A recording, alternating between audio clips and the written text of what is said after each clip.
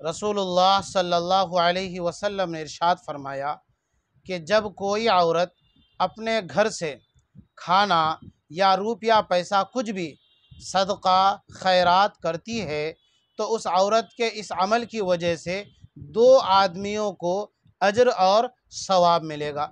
Number एक, खुद उस औरत को सवाब मिलेगा इस वजह से कि उस औरत ने सदका खैरात किया।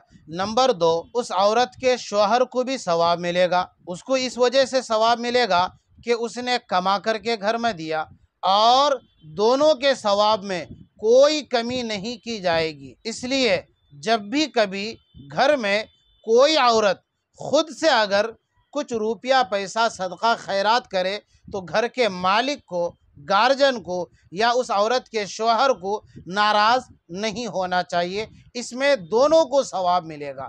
अल्लाह हम सब को समझने की तौफीक अता फरमाए।